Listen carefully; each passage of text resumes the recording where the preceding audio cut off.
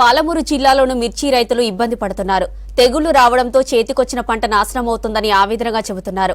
తెగుళ్లు సోకి దిగుబడి తగ్గిందని వాపోతున్నారు. ఇక మరోవైపు ధర కూడా పడిపోవడంతో రైతులకు ఏం చేయాలో అర్థం కావడం లేదు.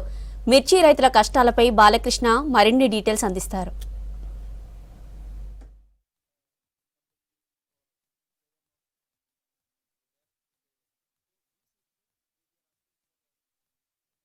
మహబూబ్నగర్ జిల్లాలో మిరప రైతులకు గడ్డు పరిస్థితులు దాపరిస్తున్నాయి.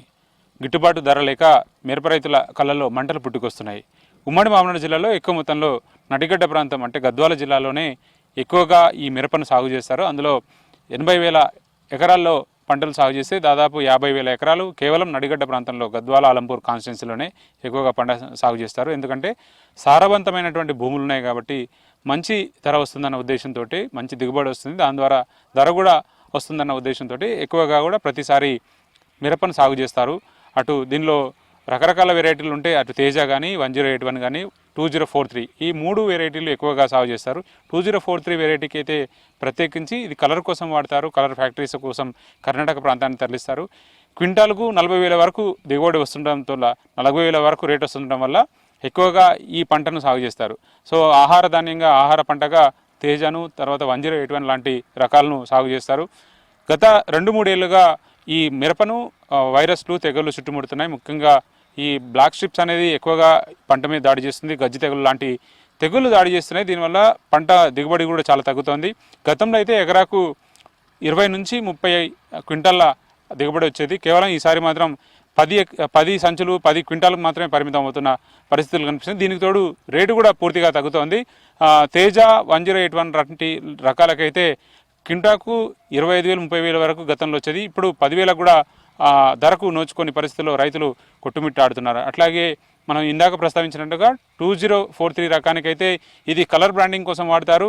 కర్ణాటక ప్రాంతంలో ఎక్కువగా దీనికి డిమాండ్ ఉంటుంది. ఈ వెరైటీ కూడా కనీసం 10-15,000 రేటు కూడా రావడం లేదు క్వింటాలకు. సో రైతులంతా కూడా చాలా విలవిల్లాడుతున్న పరిస్థితి కనిపిస్తుంది. చాలా దయనీయమైన పరిస్థితిలో మిరప రైతులు అయితే కొట్టుమిట్టాడుతున్నారు.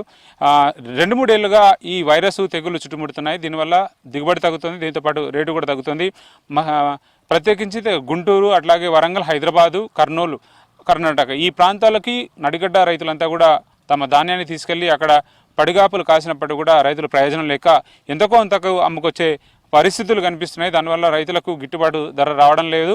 కేవలం గద్వాల నడిగడ్డ ప్రాంతంలో ఇంత పెద్ద ఎత్తున ఇంత విస్తీర్ణంలో మిరపను సాగు చేస్తున్నప్పుడు కూడా తాత్కాలికంగా కేవలం వారంలో ఒకరోజు సోమవారం మాత్రమే ధాన్యాన్ని కొనుగోలు చేస్తారు. అక్కడ కూడా గిట్టుబాటు ధర రావడం లేదు.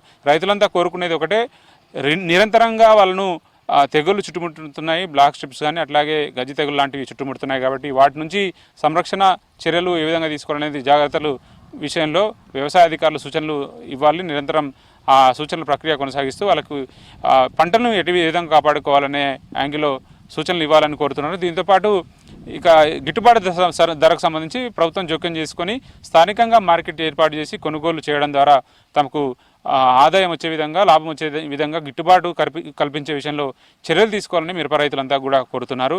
సో మొత్తానికి మాత్రం ప్రతి ఏటా మాత్రం మిరప రైతులని ఈ తెగుళ్ళు అట్లాగే గిట్టుబాటు ధర లేకపోవడం అనేది నిరంతరంగా కొనసాగుతూ వస్తుంది. దీంతోపాటు ధరల దోపిడీ అయితే ఏ పంటకైనా ఉంటున్నట్టుగానే మిరప కూడా మీడియేటర్లు దోచుకుంటున్నారు. రైతులు పండించిన పంటను మీడియేటర్లు మధ్యవర్తులంతా కూడా వచ్చిన ధరలో వాళ్ళు కోత పెడుతున్నారు.